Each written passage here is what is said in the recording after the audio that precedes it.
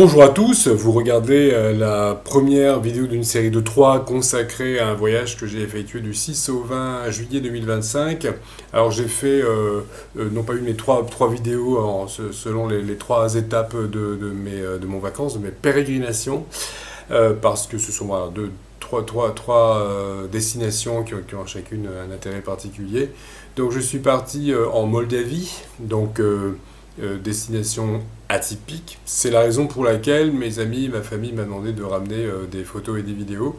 Puis de fil en aiguille, je me suis dit, voilà, je vais faire un petit vlog de voyage que je mettrai à disposition de mes amis et de ma famille, mais également des personnes qui sont intéressées par ces endroits et qui tomberont sur mes vidéos grâce aux algorithmes de Facebook et de YouTube pour les gens que ça pourrait intéresser, éventuellement les gens qui voudraient se rendre dans ces endroits.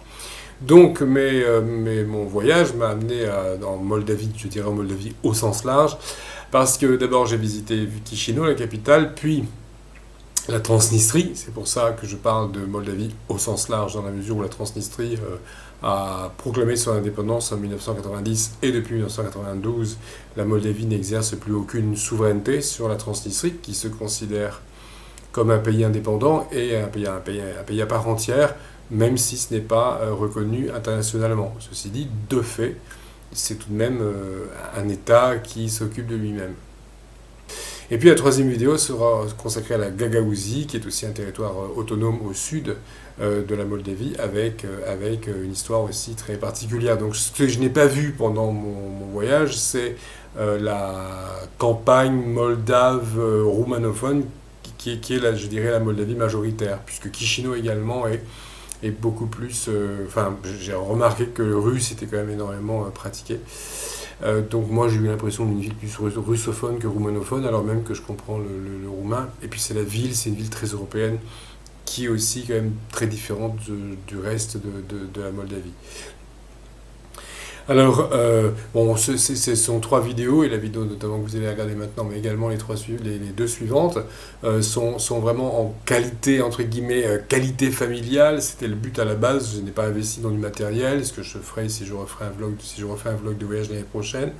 Mais là, pour le moment, je suis parti simplement avec mon smartphone, donc c'est quand même léger comme matériel. Je n'ai pas du tout l'habitude de photographier, de faire des vidéos en mouvement. Moi, je fais des vidéos depuis des années sur ma chaîne foivivantevideo.org, mais qui n'a rien à voir avec le voyage, et où en fait je me filme comme là dans mon bureau en plan fixe devant ma caméra, et ce qui est censé être intéressant, c'est ce que je dis et pas l'image, en tout cas c'est pas ma tête.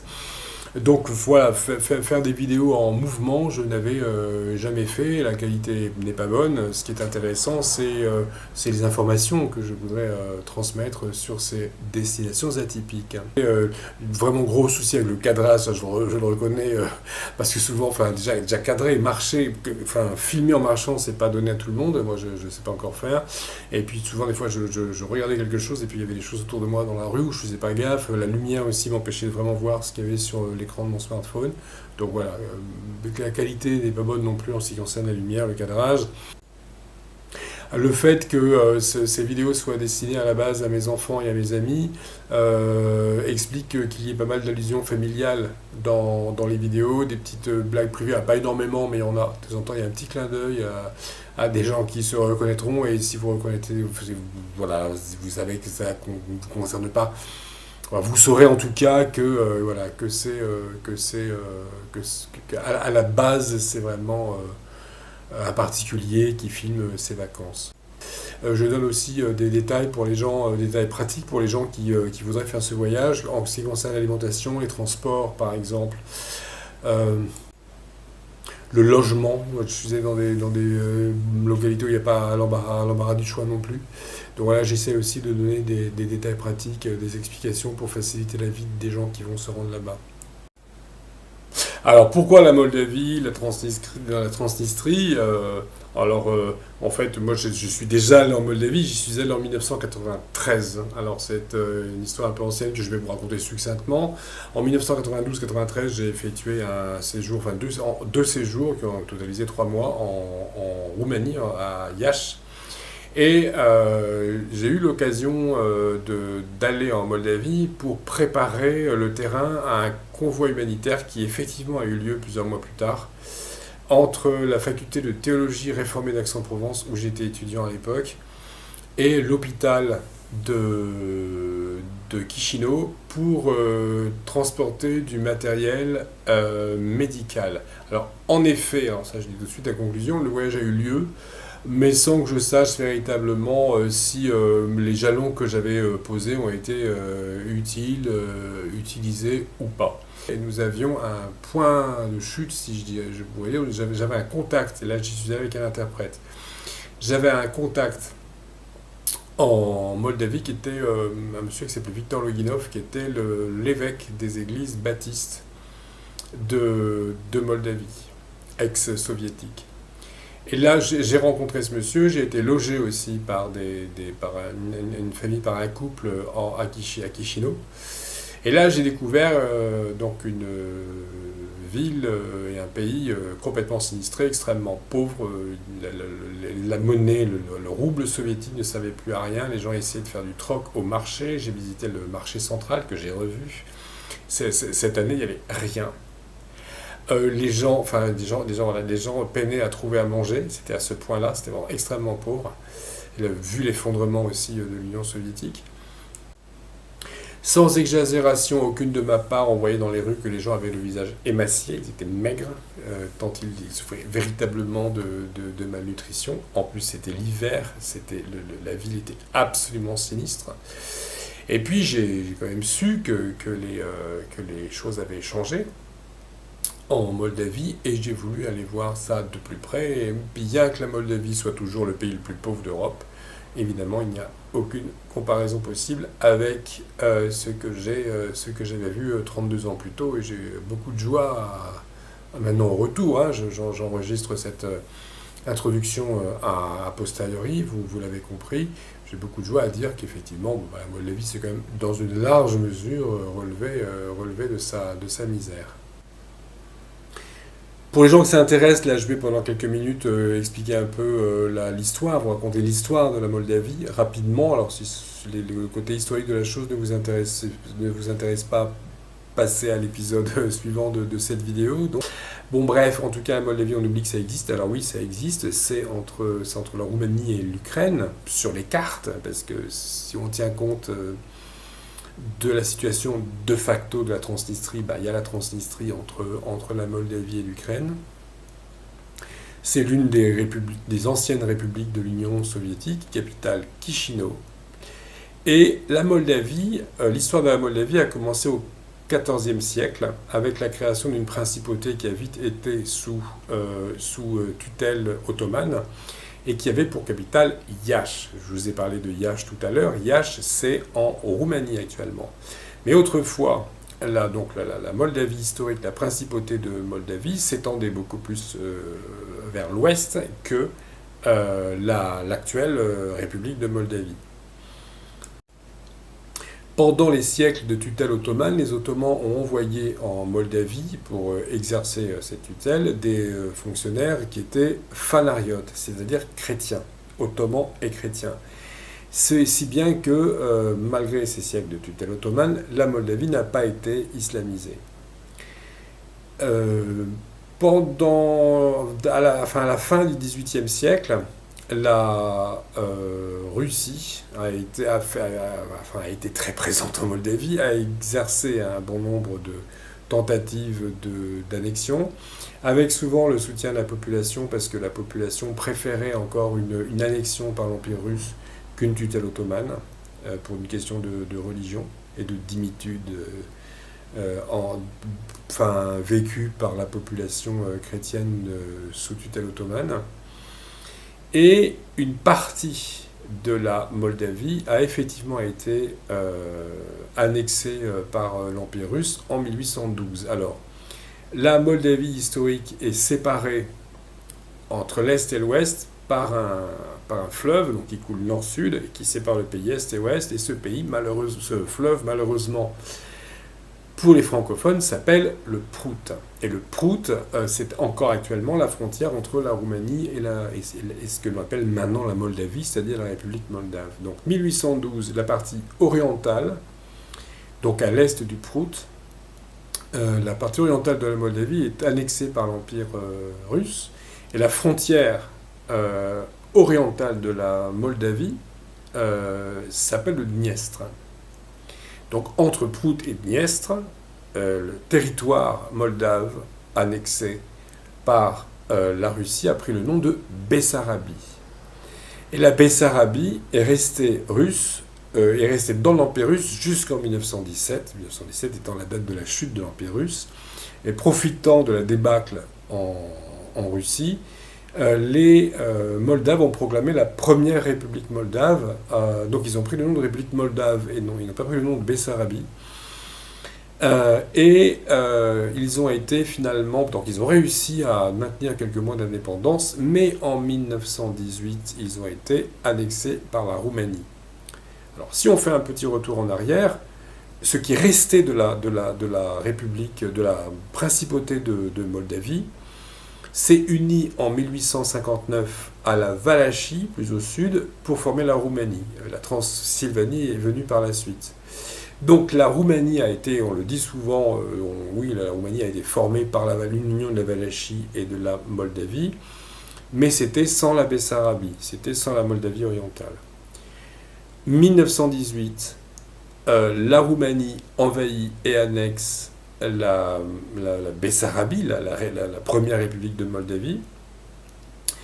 Et donc la Moldavie actuelle n'a été roumaine que de 1918 à 1940 dans son histoire, c'est tout. Simplement le moldave, ça fait partie du roumain. Alors on se doute bien que d'une ville à l'autre, d'un endroit à l'autre, il y avait des dialectes différents. Mais la langue roumaine a été formée à partir de l'indépendance de la Roumanie, ou de la création de la Roumanie, en faisant une unité linguistique entre la langue parlée en Valachie, le valaque, et le moldave. Et quand il fallait trouver un mot où les deux parties n'étaient pas d'accord, on prenait un mot français. C'est comme ça qu'il y a énormément de mots français en roumain. 1918-1940, donc la Moldavie orientale fait partie du royaume de Roumanie.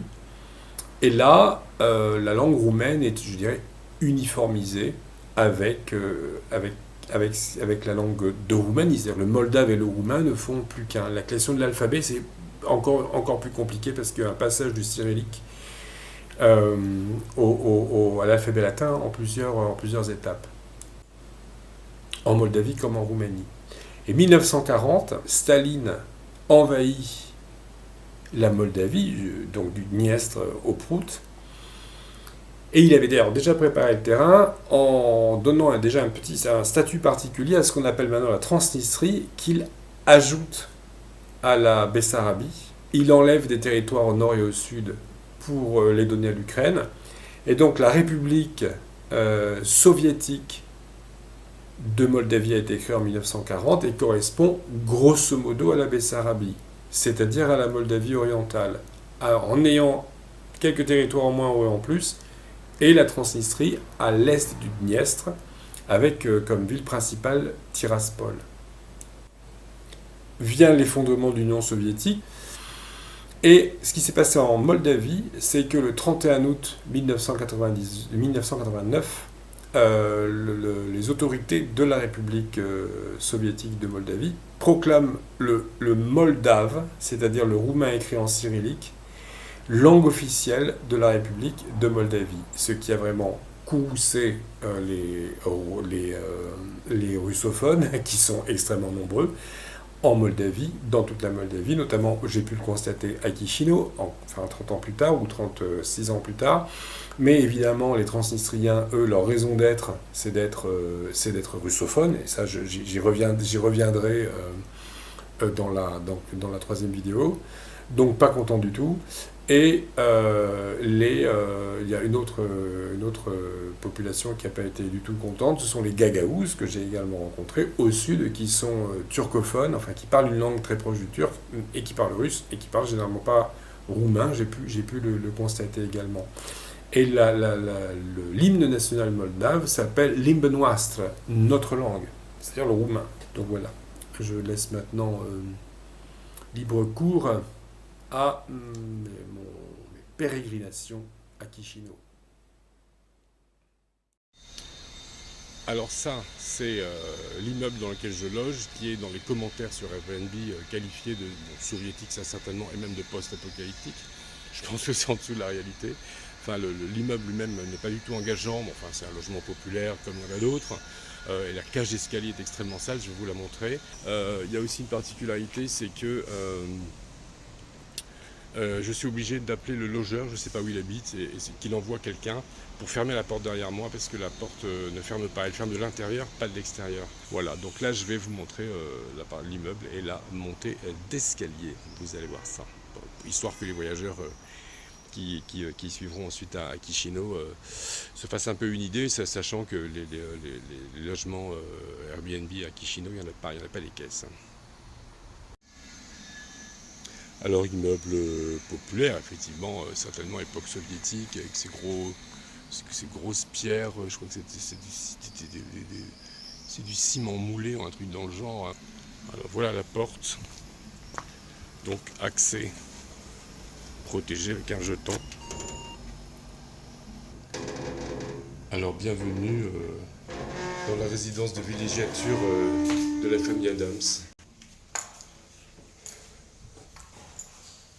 Et puis un peu plus haut carrément là il y a des vitres qui sont inexistantes.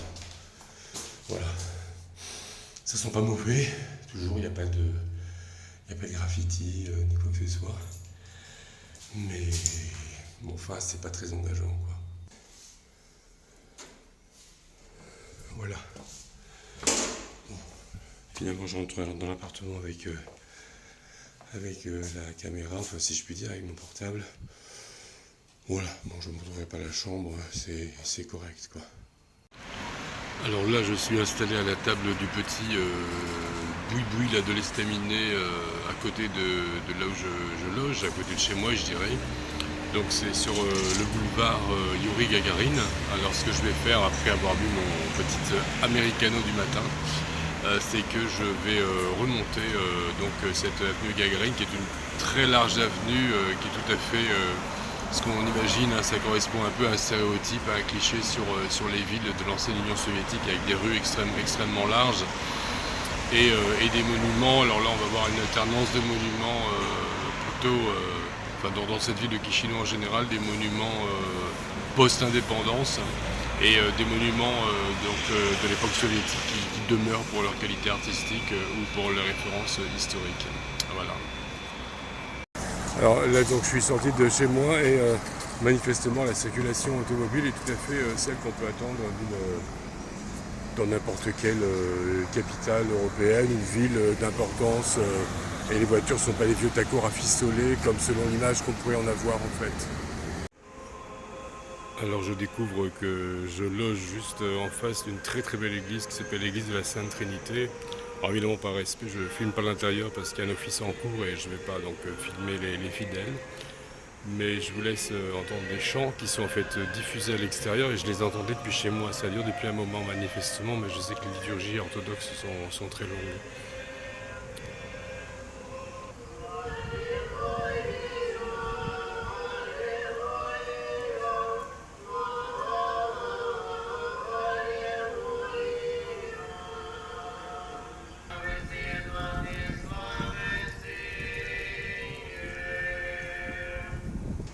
Et ici, très intéressant, ce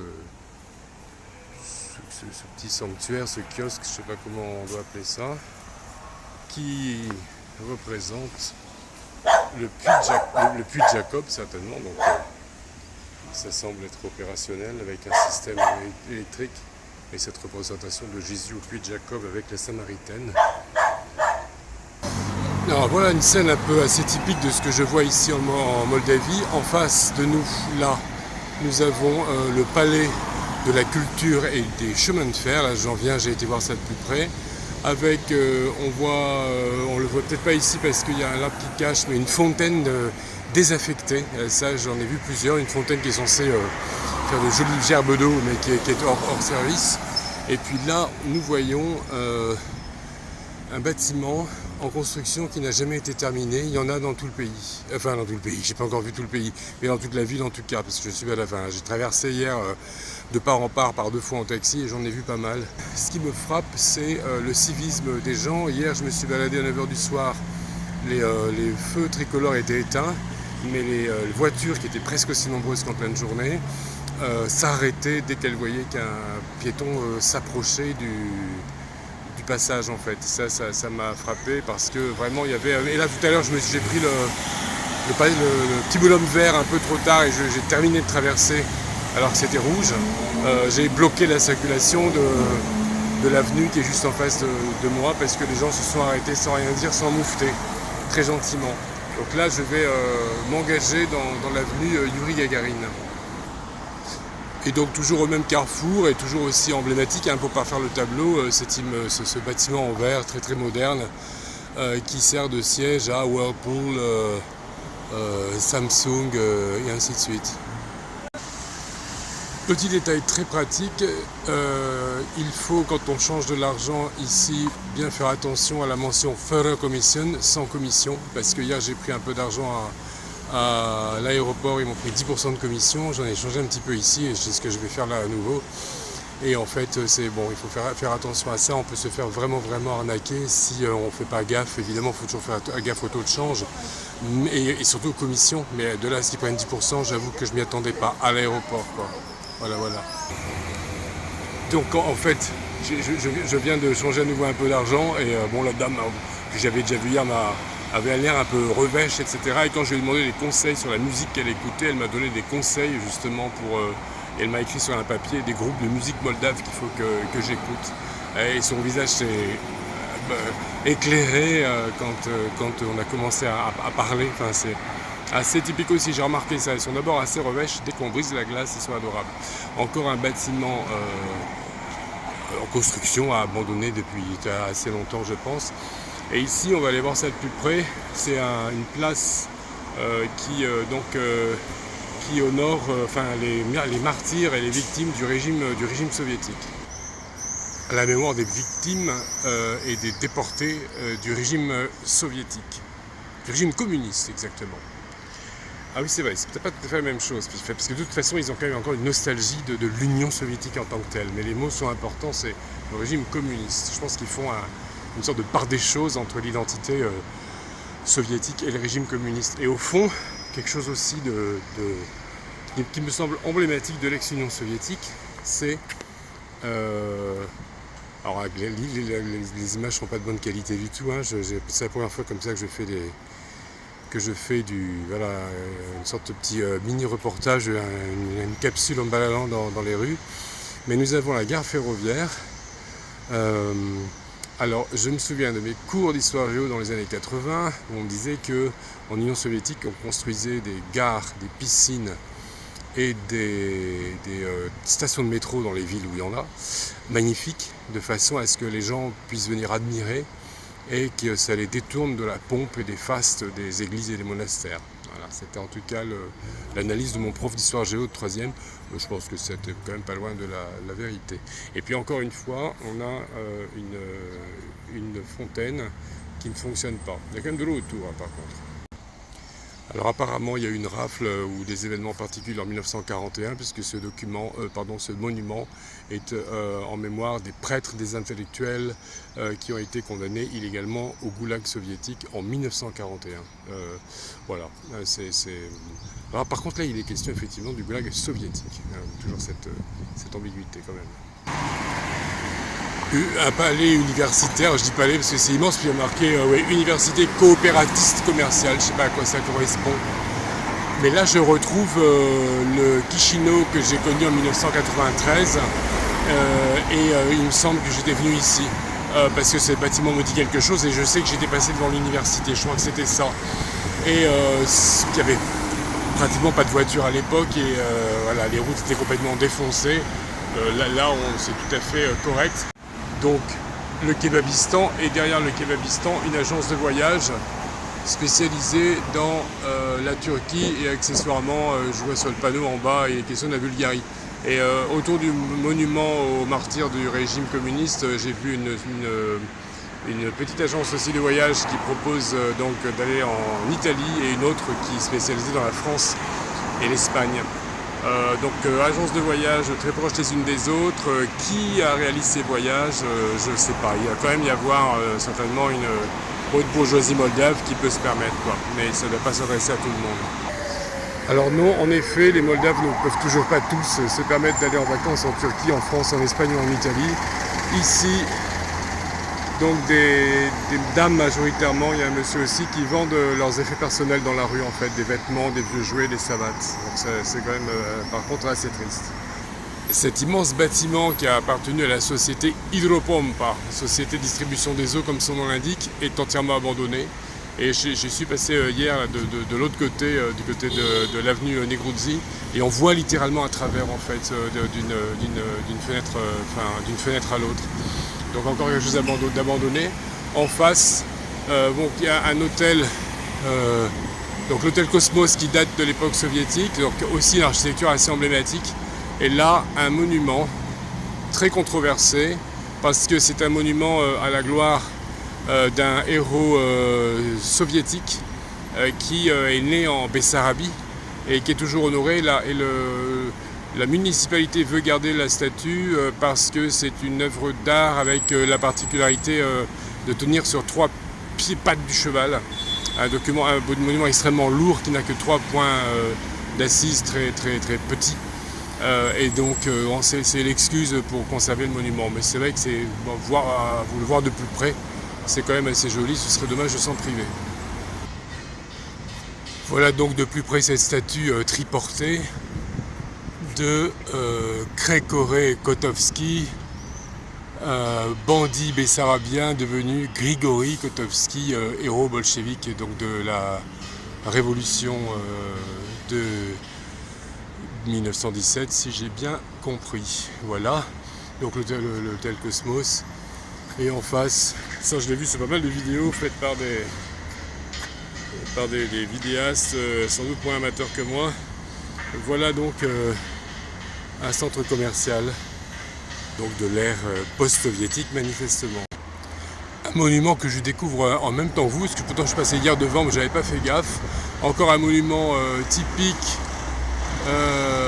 de ces pays de l'ex-Union soviétique, et c'est un monument à la gloire d'une catégorie de travailleurs. Consacrat Transportorilor Auto din Moldova, consacré aux transporteurs automobiles de Moldavie. Donc on devrait faire ça en France aussi, des monuments, et c'est du premier degré ce que je fais, ce que je dis là, à des monuments consacrés à la gloire des gens qui bossent. Alors là, je sais pas si ça va bien se voir, hein, je suis vraiment pas un pro de la chose, désolé pour la piètre qualité de mon document, mais là on voit un camion. Et là, un bus et une voiture là, plus que vintage. Alors, retour à l'avenue Negruzzi, à ce fameux bâtiment à travers lequel on voit. Donc l'avenue Negruzzi ou boulevard Negruzzi, je ne sais plus, c'est encore un boulevard extrêmement large comme ailleurs. Et ici, ce bâtiment désaffecté encore une fois, et aux couleurs donc, de la Roumanie reprises sur le drapeau moldave. Donc ça a dû être repeint après l'indépendance et abandonné entre-temps. Il y a au milieu un graffito en russe, je ne sais pas du tout ce que ça peut bien vouloir dire. Et donc encore cet endroit extrêmement large. Et en face, nous avons l'Académie des Sciences. Et à côté de l'Académie des Sciences, l'hôtel Chisinau, qui est l'hôtel historique, je dirais, de la ville. Et devant l'Académie des Sciences, un monument en mémoire des libérateurs de la Moldavie, donc qui ont libéré la Moldavie du joug germano-fasciste. C'est l'expression qui est utilisée sur le monument. Alors, on voit ce monument avec donc une femme seins nus, cheveux au vent, et un guerrier torse nu, le muscle saillant. Je pense qu'il s'agit en fait de la commémoration de ce qui se passait en 1940, où les troupes soviétiques, où Staline a annexé la Bessarabie, qui avait été elle-même prise à l'Empire russe en 1918 par les Roumains. Et les Roumains sont tombés sous un régime effectivement pro-nazi, et donc les Soviétiques ont voulu se voir en libérateurs. Et je suppose que c'est de ça qu'il s'agit en ce qui concerne ce beau monument, dont on peut voir qu'il n'a pas été déboulonné. Donc là, je suis dans un restaurant de la chaîne La Plăcintă. Ils en parlent beaucoup dans tous les guides. Il y a 13 de ces restaurants rien qu'à Chișinău, donc je suppose, enfin non, c'est manifestement une chaîne, et je suppose que c'est pas forcément de l'artisanal tout frais, mais enfin ça c'est en tout cas une plăcintă salée, donc c'est un feuilleté, hein, avec, donc là j'ai demandé une version avec donc du fromage, de la pomme de terre et du lard. Et puis ça, donc c'est une bière, donc la Chișinău, la bière locale. C'est la seule de ma vie, je n'en reboirai pas. Et je vais tout simplement repasser au kvass, nous en reparlerons. Là, je suis dans une rue à proximité du marché central, à la Piazza Centrale, et il y a plein de petits, enfin j'ai vu plusieurs marchés couverts. Là c'est sur la fermeture, encore une fois j'ai des scrupules à filmer les gens, mais en tout cas plein de commerces dans tout genre, surtout alimentaires. Et c'est vrai que en fait cette ville pour le moment, enfin je l'ai déjà dit, mais on n'a pas du tout l'impression que je suis dans le pays le plus pauvre d'Europe. Il y a quand même énormément de commerce et de la nourriture, de la bouffe absolument partout. Encore une fois, peut-être pas, tout n'est pas forcément accessible à tout le monde, et je ne suis pas encore au fin fond de la Cambrousse, quoi. Avec cette chaleur, j'avoue que ce panneau Bererece, bière fraîche, m'attire et m'inspire beaucoup. Bon, en revanche, l'intérieur du troquet, là, du boui-boui pour le coup, m'inspire beaucoup moins, donc vous me voyez en marche arrière. J'ai vu beaucoup de galeries de ce genre qui sont des vrais dédales sous les carrefours. Et c'est toujours un peu dans la tradition Palais du Peuple, l'un des beaux endroits qui sont en fait des endroits de passage pour les gens qui se déplacent, pour les voyageurs si je puis dire. Là c'est juste pour les piétons. Donc cette grande galerie joliment pavée, très propre, avec ces grands panneaux, ici le monastère, ces grands panneaux qui représentent des monuments de la ville. Il y a deux choses qui me frappent. Une qui peut vous frapper aussi, c'est que c'est extrêmement propre, pas un tag, aucun acte de vandalisme. Donc les panneaux lumineux sont tous parfaitement intacts. Ce qui ne serait pas le cas si on voyait ce genre d'endroit en France. Et par ailleurs, une chose qui moi me frappe, mais que vous ne pouvez pas percevoir, c'est que c'est propre aussi, ça ne sent absolument pas la pisse, ce qui serait le cas si on était en France. Ici dans la rue du métropolite de Varlam, c'est la rue qui mène à la cathédrale et pas loin du marché central.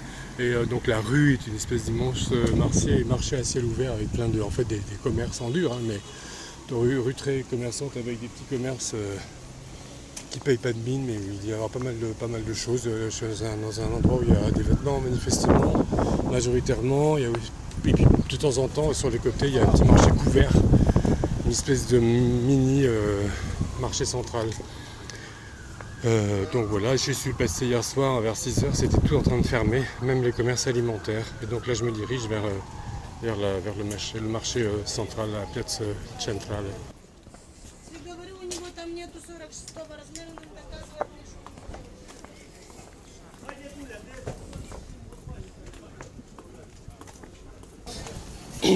Alors il y en a sur des kilomètres, donc c'est forcément un marché permanent puisque sont en fait des magasins en dur, hein.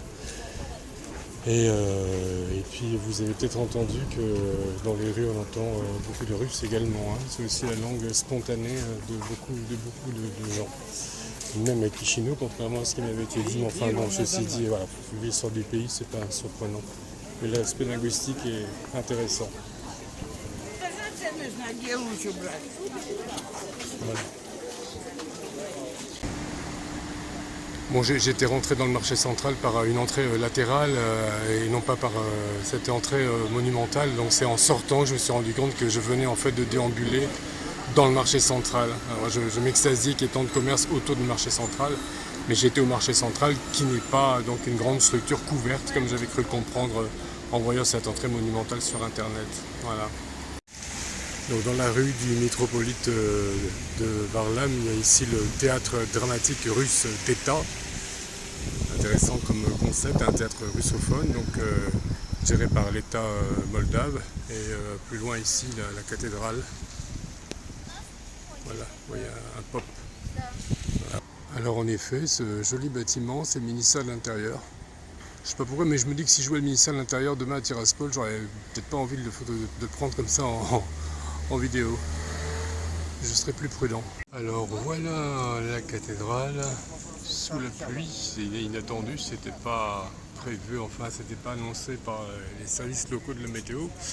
Campanile, donc cette cathédrale et son campanile ont été construits vers 1830 et le campanile détruit par les soviétiques est reconstruit par la Moldavie indépendante il y a quelques années. Donc on va rentrer dans la cathédrale, je vais essayer de filmer l'intérieur, mais en ce qui concerne la luminosité, ça va pas être facile. Voilà.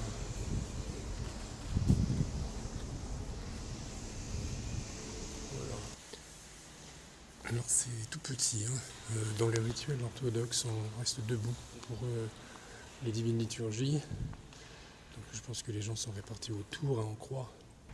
Donc nous sommes ici au centre névralgique de Chisinau avec donc ici la cathédrale, dans le prolongement de la cathédrale devant donc son fameux campanile. Ici nous voyons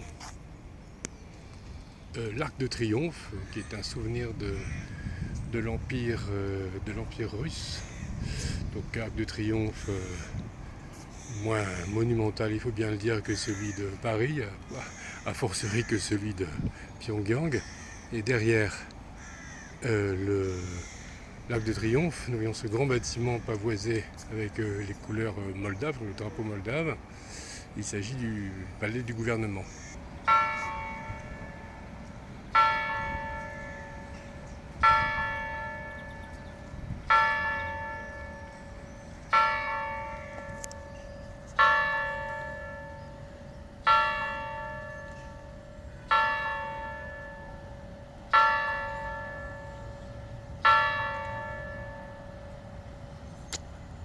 C'est pour me rappeler que c'est l'heure d'aller manger. Il est midi, hein, vous avez loupé les premiers coups.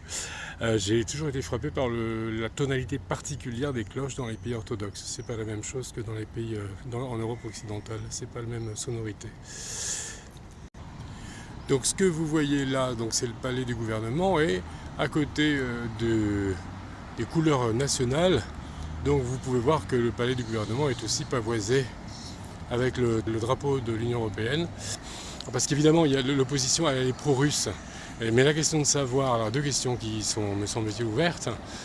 Est-ce que, face à l'hégémonisme russe, est-ce que la Moldavie gagnerait à céder à l'hégémonisme européen?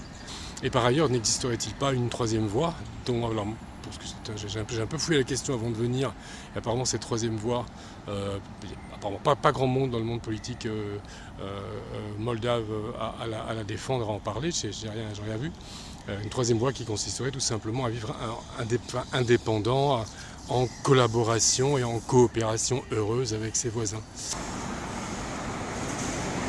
Donc voilà l'Arc de Triomphe et l'avenue Stefan Schellmal-Schüspens, l'avenue Saint-Étienne-le-Grand. Étienne le Grand étant un prince héroïque de Moldavie. Donc je vais aller jeter un œil là-bas, je crois que c'est un des grands parcs de Chisinau, il y en a pas mal, il y en a plusieurs, je vais aller voir ça de plus près. Donc à proximité de l'Arc de Triomphe, la statue de d'Étienne plutôt le Grand, 1747-1504 à ce que je vois. Donc on voit que la Moldavie actuelle lui rend hommage avec des fleurs. Alors je viens de discuter à peu près une heure dans ce magnifique parc avec un monsieur qui me demande son chemin pour aller au musée où je vais aller tout à l'heure. Et en fait je découvre que c'est un Arménien qui vit à Strasbourg depuis 14 ans et qui m'a longuement parlé du fait qu'il retrouvait ici l'ambiance des pays de l'Union soviétique comme dans sa jeunesse, quoi. Je dirais une certaine dans l'esthétique urbaine, on va dire.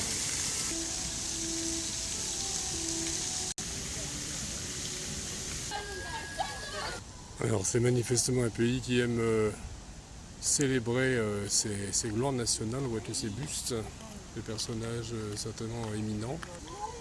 Alors manifestement récent, ce personnage étant décédé en 2013.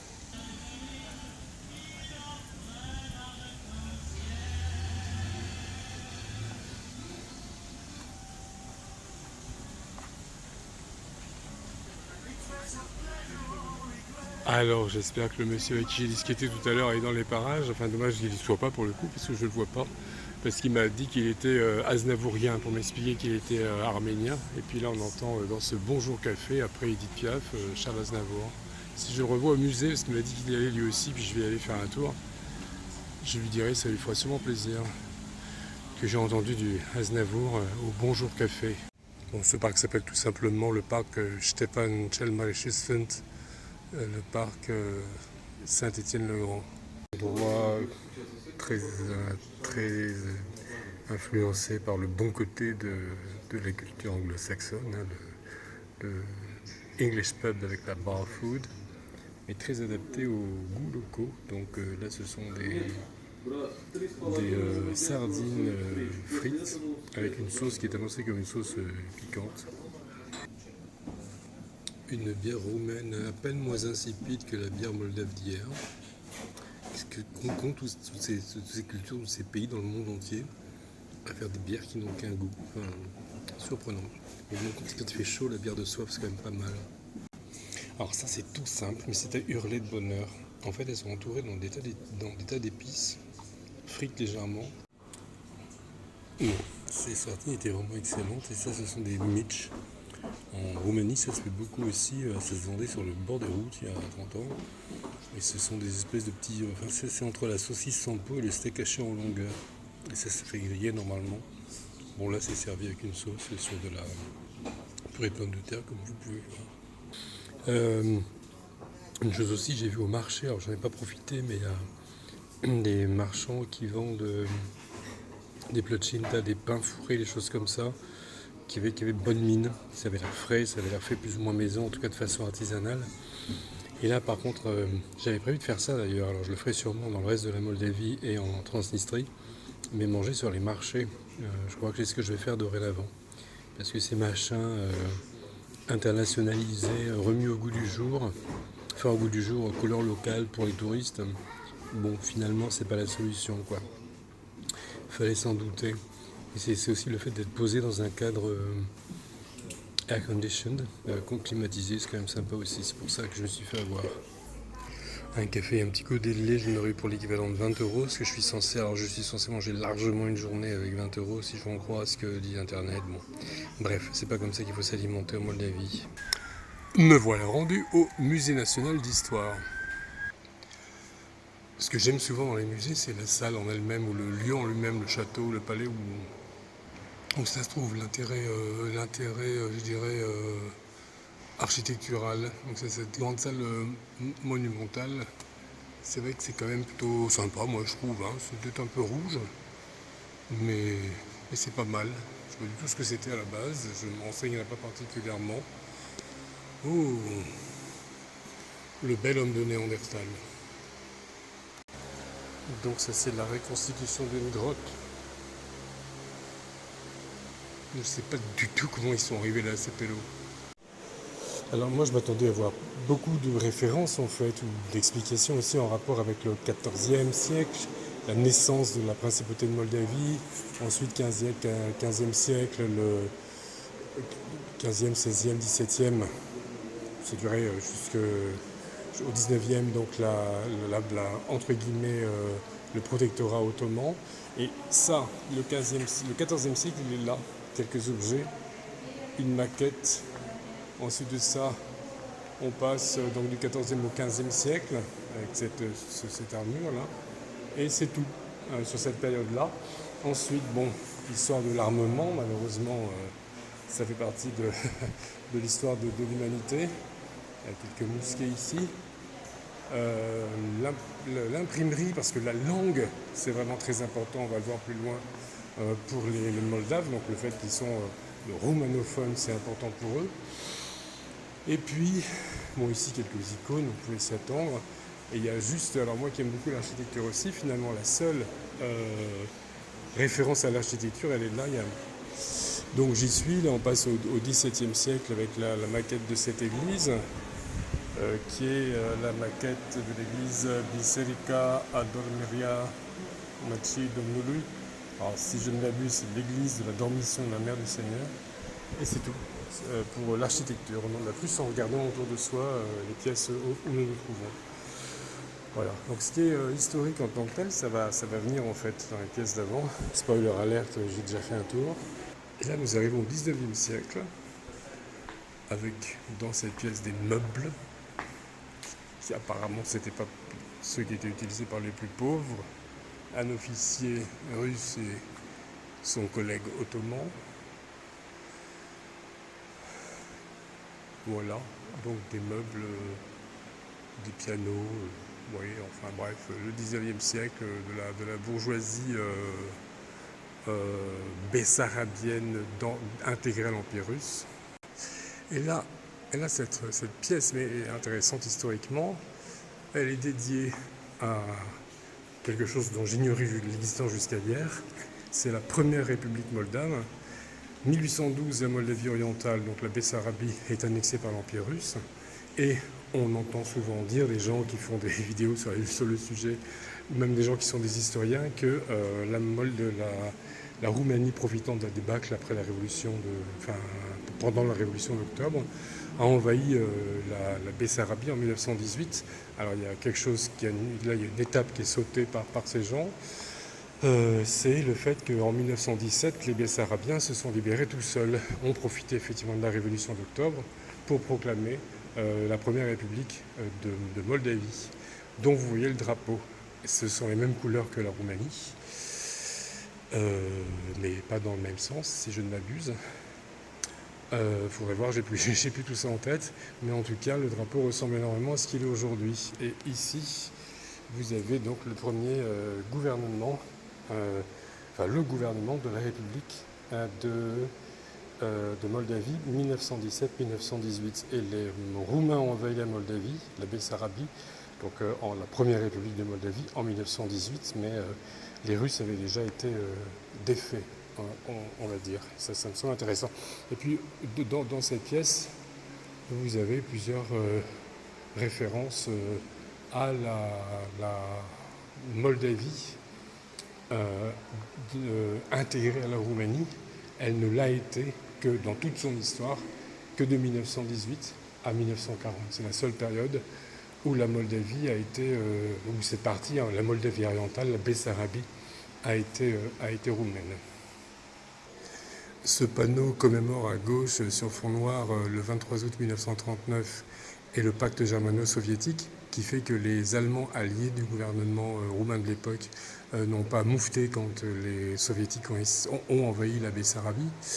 Et puis il y a également un article ici de journal qui rapporte l'avancée des troupes soviétiques en Bessarabie. Et donc à droite, le 2 août 1940, création de la République socialiste soviétique de Moldavie.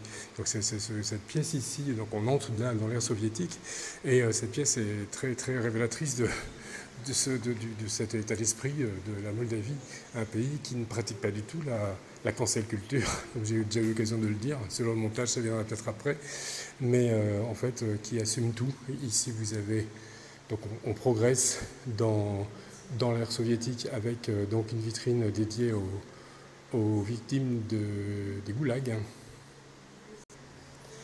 Et en face, une vitrine dédiée à Fyodor Yersinsky, un Moldave qui a été un héros de guerre soviétique. Je ne vous présente pas Vladimir Ulyanov. Nous aurons également l'occasion certainement de le revoir à Tiraspol. Uniforme scolaire au 19e siècle en Moldavie. Garçon à gauche et fille à droite, comme vous pouvez le voir.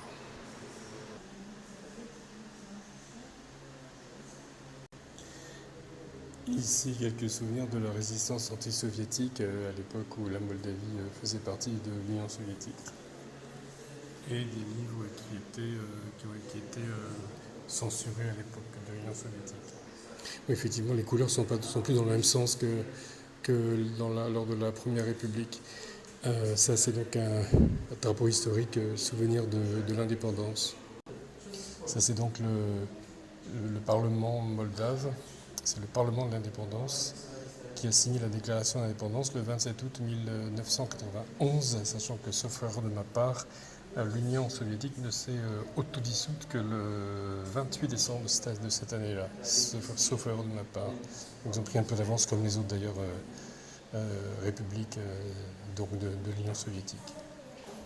Enfin, les 14 républiques satellisées autour de la Russie, on va dire. Ça, c'est un fac-similé de la déclaration d'indépendance avec les signatures des personnes que nous avons vues tout à l'heure. Salle des expositions temporaires, une exposition de tapis azéri. Oh, les beaux tapis. Ça, c'est des tapis chelous. C'est vraiment des tapis chelous. Là. Voilà. Oui, ça rend bizarre, oui, c'est des tapis avec des tapis muraux, forcément par terre ça doit être plus compliqué, avec des fruits, des grenades et des citrons en relief. Bon, c'est rigolo, mais enfin on n'est pas là pour ça. Alors j'ai suivi le sens de la visite, mais c'est quand même assez anachronique, parce que je passe de l'époque soviétique et de l'indépendance à la métallurgie médiévale. Et donc je suis passé entre-temps par l'Azerbaïdjan. Alors là, ceux qui ont la référence reconnaîtront donc justement l'allusion à la bataille d'Erzurum, durant laquelle les troupes ottomanes ont été défaites par les troupes sildaves. Alors je quitte le musée, donc le musée d'histoire nationale sur cette tente militaire ottomane du XVIIe siècle. Je ne vous ferai pas visiter cette immense salle dédiée à l'armement. Il y avait quelques allusions tout à l'heure à l'armement dans une autre salle, mais là c'est beaucoup plus complet. Alors j'ai failli louper au sous-sol un lieu en fait, une double pièce qui est dédiée entièrement, qui est intitulée en fait La Moldavie à l'époque soviétique. Et d'entrée de jeu, on vous explique que cette salle est dédiée à la mémoire des centaines de milliers de personnes qui ont été internées dans les camps du Goulag, qui sont morts de faim dans des institutions psychiatriques, qui ont été emprisonnées injustement, condamnées à mort, condamnés sans procès. Donc dans cette salle, il y a déjà tout de suite Joseph Staline et les Chapeaux rouges, Lénine, Marx et Engels certainement. Et puis donc on vous explique aussi que ce sont principalement effectivement des photos et des lettres et des souvenirs de détenus du Goulag, des camps du Goulag. Voilà. On vous explique ici que dès 1940, l'Union soviétique a commis en Moldavie une série de crimes motivés par son idéologie totalitaire. Uniforme de prisonniers, photos, lettres. Ici une carte de l'archipel du Goulag, une allusion manifeste à Solzhenitsyn, avec ici en gris les zones d'internement, ça a l'air immense à l'échelle de l'Union soviétique, ou les zones en tout cas il y avait des camps d'internement. L'étoile ici indique le début de l'archipel, la naissance de l'archipel du Goulag. Puis il y a des petits symboles qui représentent les lieux où des routes ou des canaux ont été construits par les prisonniers.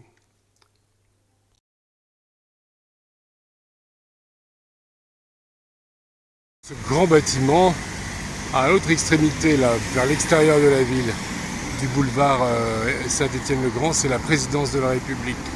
Là, ce bâtiment à côté, il y a une grande rue entre les deux, mais à proximité de la présidence de la République, donc c'est l'Opéra.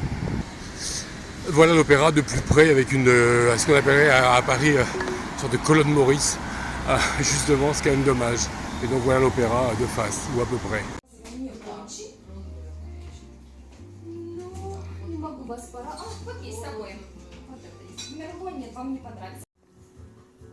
Alors voilà qui me console d'avoir mal mangé, c'est que là j'ai trouvé mon premier bar à vin, donc une grande tradition aussi moldave. Donc tout à l'heure vous avez pu voir qu'il y a des gens qui discutaient, donc j'ai pas pu parler, c'était du vin blanc, là je suis passé au rouge, un vin très fruité avec un parfum fantastique. Mais c'est rouge très fruité comme on n'en fait pas en France en fait, ça n'a pas trop la cote. Moi j'aime bien ça, donc voilà. Alors j'ai pas retenu les noms et je vais photographier les bouteilles.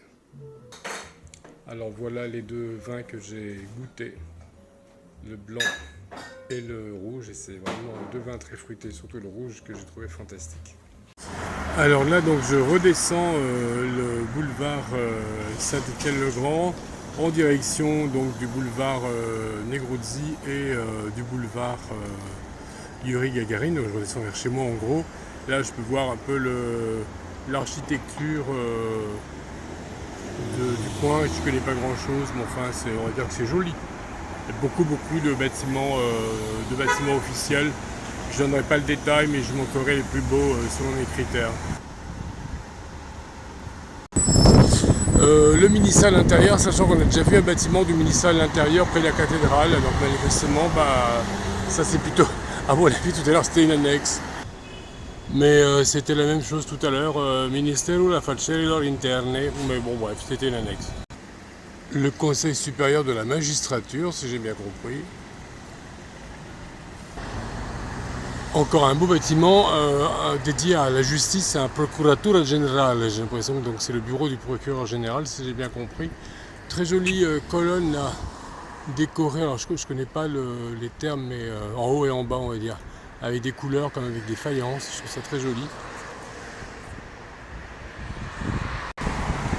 Ça c'est intéressant comme concept, procurature, si on peut dire, donc bureau d'un procureur j'imagine, en tout cas ouais, procurature on va dire, quitte à inventer un néologisme, pour combattre la criminalité organisée et les causes spéciales, c'est pas mal. Encore un très beau bâtiment, la Cour des comptes. Et juste là, je suis toujours devant la Cour des comptes. Cour des comptes, très large avenue, et des grands bâtiments d'habitation populaire qui ont vue sur une très très belle avenue. Donc ici s'achève le boulevard Saint-Étienne-le-Grand sur ce grand immeuble populaire.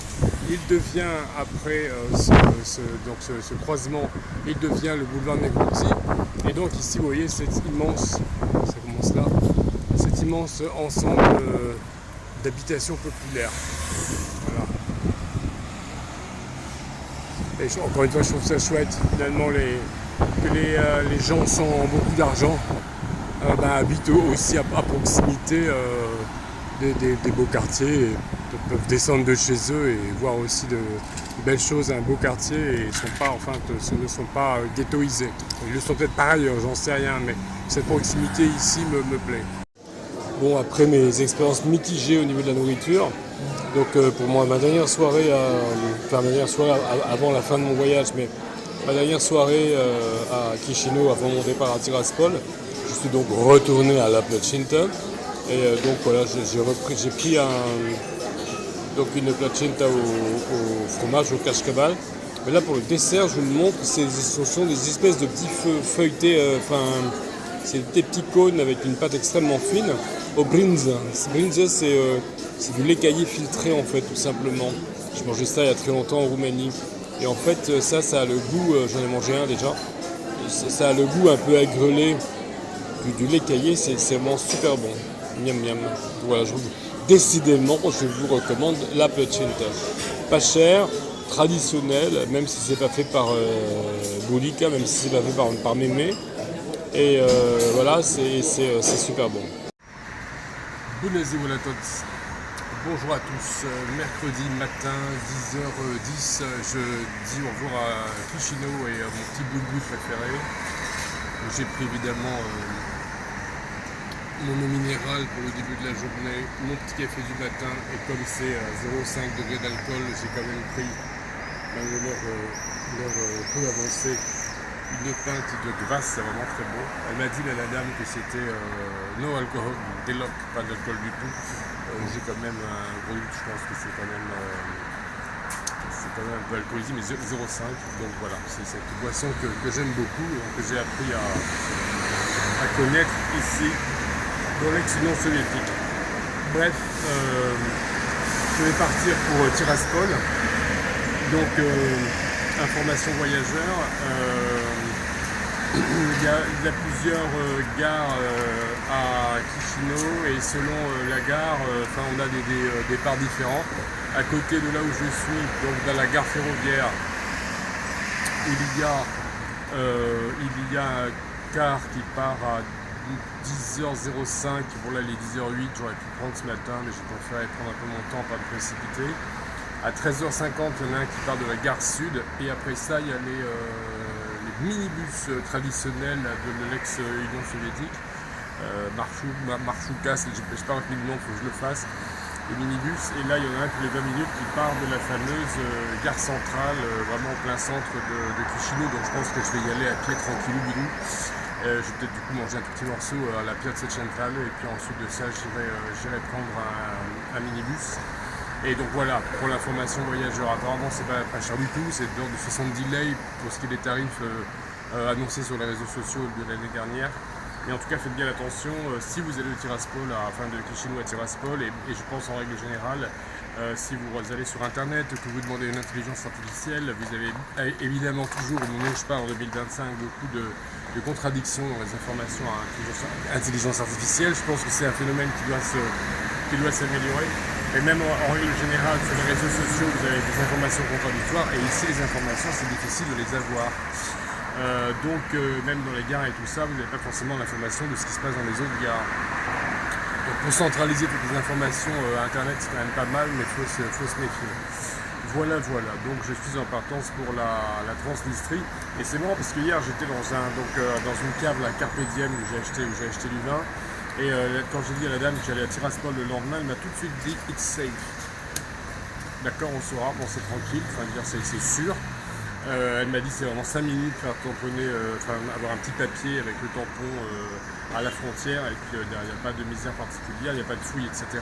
Contrairement, et puis il y a d'autres personnes qui m'ont dit ça, contrairement à ce qui est dit aussi sur internet, donc apparemment c'est quand même tranquille.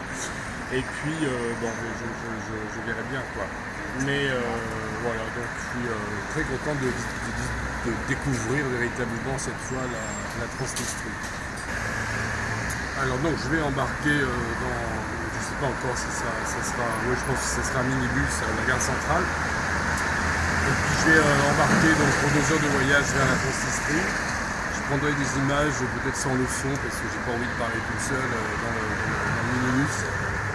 Et surtout au moment du passage dans la frontière, je vais essayer d'être discret quoi, de filmer un peu tout ça. Parce que pareil sur internet, j'ai vu des vidéos où c'est pris de façon un peu glauque, où il y a des commentaires qui sont là pour en rajouter sur le côté un peu compliqué de la chose. Moi, si je peux le faire, je montrerai les images sans en rajouter. Voilà, sur ce petit coin là, c'est toujours l'information voyageur. Si vous logez dans le coin, sachez que ce petit boui que j'aime bien, vous pouvez boire du kvass. Où j'ai été aidé par un jeune homme qui aussi cette bière infâme, la Chisinau, n'en buvez pas. Buvez du kvass, buvez bien ce que vous voulez. Mais en tout cas, c'est là aussi que quand je suis arrivé, il y a ce jeune homme que j'ai pas revu depuis, là, qui parlait anglais, qui m'avait aidé à trouver un taxi, qui avait été très aimable. Alors c'est marrant, la dame qui a l'air d'être la patronne, ou qui est là en tout cas tout le temps. J'ai essayé de la faire rire en lui montrant, maintenant, vorbesc nicht. Je lui montre que j'essaie de passer ma commande, je voulais une pique de glace, chez café, au café ou latte chez Zahar.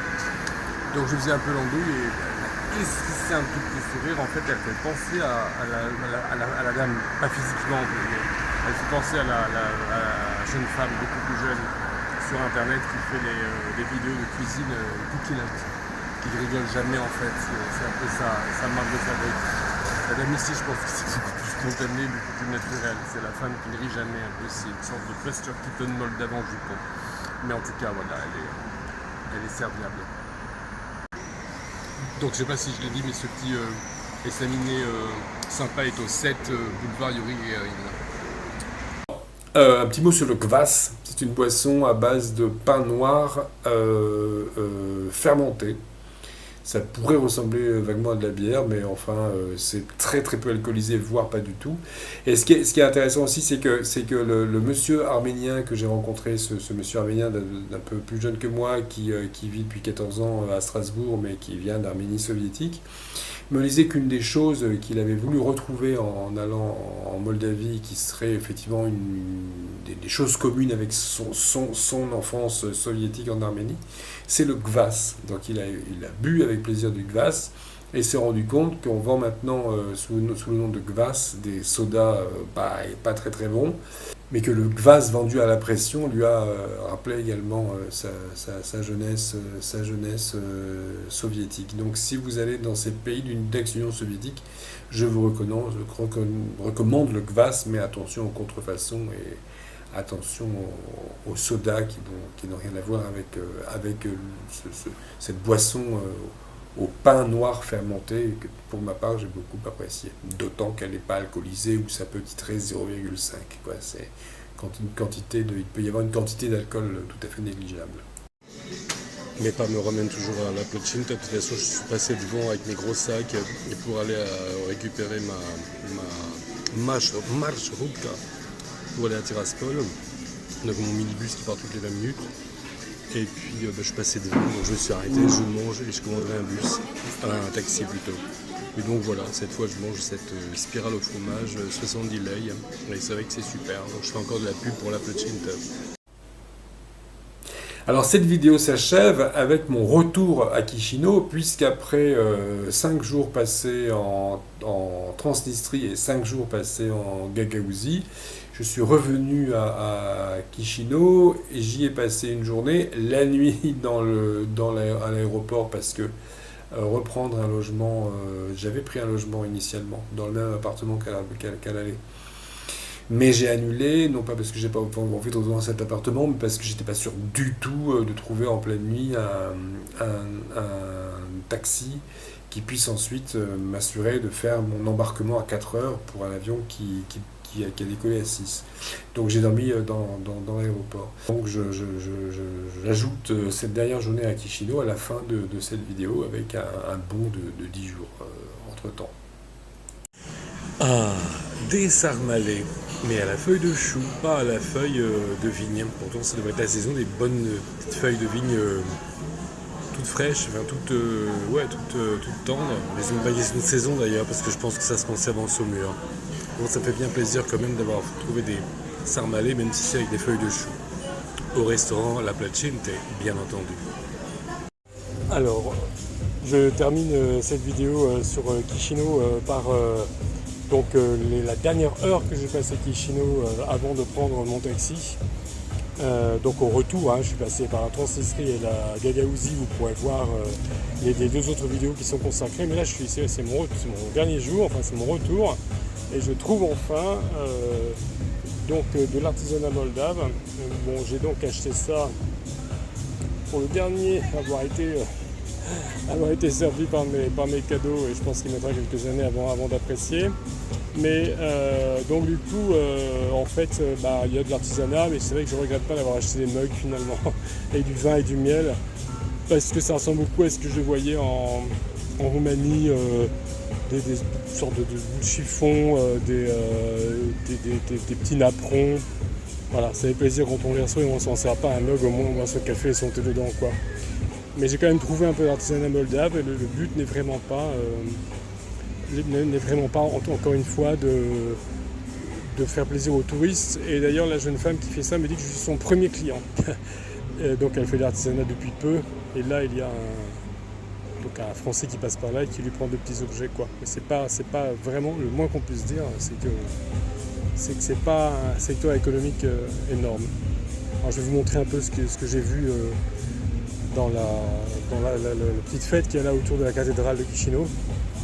Voilà, c'est intéressant, c'est un peu pittoresque, mais pas de quoi faire la razzia.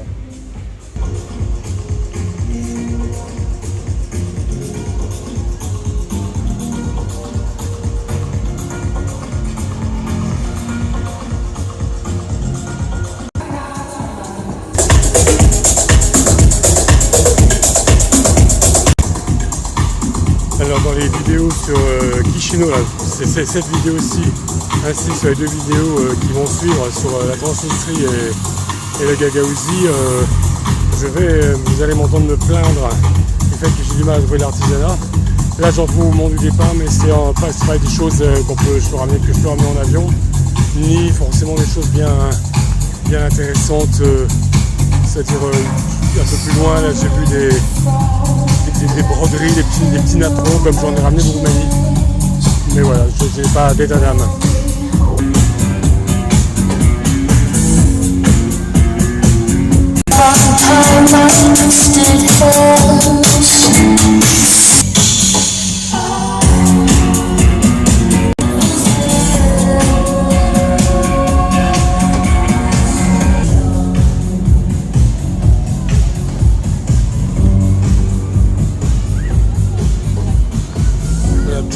Petite broderie très semblable à ce que je voyais en Moldavie roumaine il y a de nombreuses années.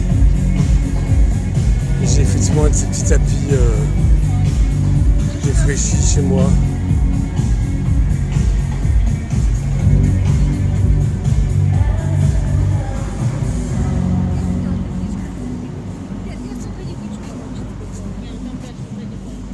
Please smile, Elena.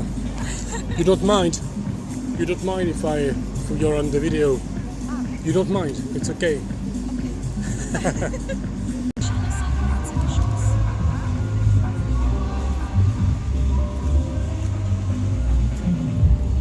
Je retournerai à Chisinau. J'ai bien l'intention de voir des lieux en Moldavie que je n'ai pas vus. Alors même les Moldaves, dès que je suis arrivé dans le taxi là, pour le premier jour, on m'a dit allez à Krikova.